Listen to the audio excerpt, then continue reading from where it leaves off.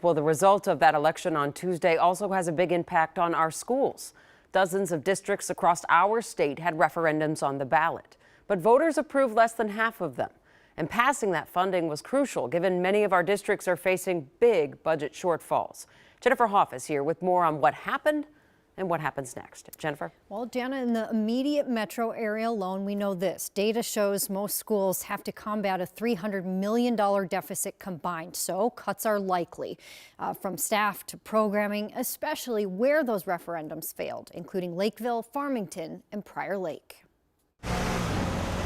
Prior Lake is a picturesque community south of the Twin Cities that, combined with nearby Savage, has some 8,500 students in its schools, including Don Lenio's two sons. We moved here in 2020 for the school district. Except the district now faces the same struggles as many others do, including rising costs and falling enrollment, operating with less money than even its surrounding districts, forcing Lenio to take action and rally support for its referendum the school board approved 3 months ago. There was always the unknown element, but I had been feeling pretty good about it. How do you feel now? It was extremely disappointing to see the results come in late Tuesday night. 55% of voters didn't approve the operating levy that would have cost taxpayers $45 more a month to help stabilize a district that says without it will now deplete its available resources by 2028. I think that it was a large ask. I'm not sure that everyone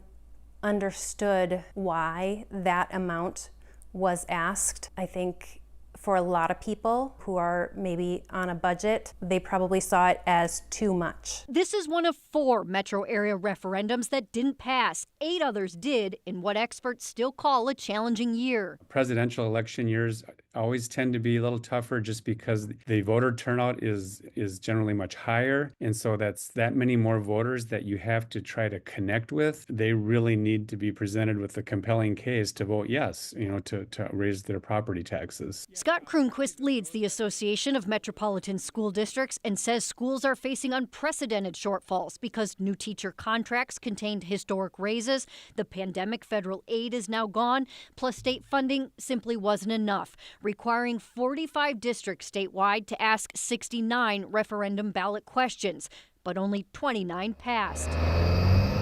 In Prior Lake and Savage, it's now the second time in a row its referendum failed. The district planning to close schools, cut staff, and reduce programs. I think our struggle was reaching enough people. The picture of its future now looking a lot more fuzzy, at least for now. After we kind of pick ourselves up and dust ourselves off and process that we were not successful, we look at why. What can we do different? And basically, we'll have to go back to the drawing board. She says that there are plans to introduce another referendum, could very well hold a special election or just try again in a couple of years. The district says moving forward, it does plan to engage the community as it now has to work through that whole process, Jana. Jennifer, what were some of the districts that did pass some of their referendums? Right, so you heard in the story that there were about 8 of them across the Twin Cities, but across the entire state, we're talking a couple dozen. But here closer to home, Burnsville, Minneapolis was a big one, Inver Grove Heights, Rochester, Big Lake, Thief River Falls. We do have, Jana, by the way, some statements from those district leaders that folks can read too at KARE11.com.